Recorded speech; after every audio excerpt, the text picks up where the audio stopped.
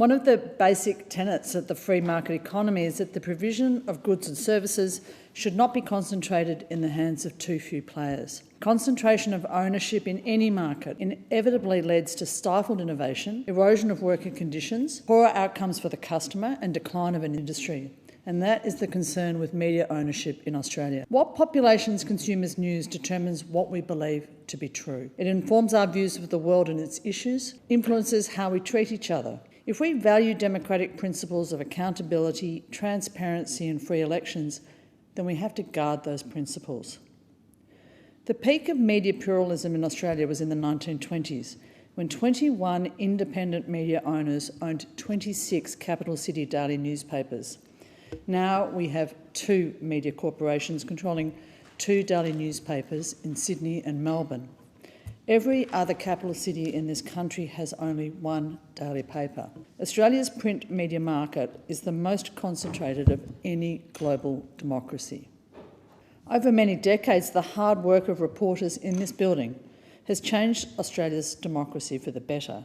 Whether it's a decision made by local council or allocations of billions of dollars in a federal budget, the public's ability to trust in our decisions and knowing that they are fair and proper depends on the media's capacity to investigate and hold leaders to account. Australia's media landscape is dominated by 3 companies: Seven West Media, Nine Entertainment and News Corp. The concentration of the media into 3 main corporations has centralised information. It has eviscerated regional and specialty media outlets, and it has cut thousands of jobs. Media empires can use their reach to make or break policy proposals and change the outcomes of elections. In the last few years, those 3 companies have been responsible in this country for climate denialism, for fostering racial hostility, and undermining our response to the COVID pandemic.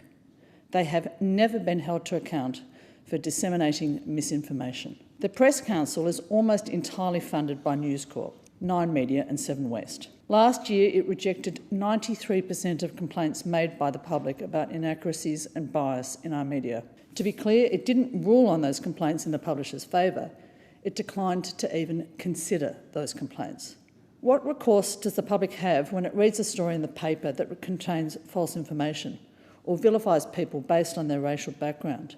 With 3 companies offering most jobs in the industry, reporters cannot report critically on their own patch. Last year, the Senate heard News Corp employees confirm enforcement of a top-down editorial line from the company's executives. Last month, Nine Media journalists in their enterprise bargaining efforts demanded freedom from editorial interference. We have to critically review the Press Council and ACMA to prevent further erosion of the public's trust in our media. 2 recent former Prime Ministers, Malcolm Turnbull and Kevin Rudd, have come forward after politics to warn of the political influence exerted by these media empires. Our governments have shown repeatedly that they do not have the courage to take on Australia's media empires. The crossbench is doing that today because our electorates have told us that they want to see politics done differently, with truth, integrity and transparency. The concentration of media into the hands of fewer and fewer people should concern all Australians. In democracies, the media should serve the public's right to know.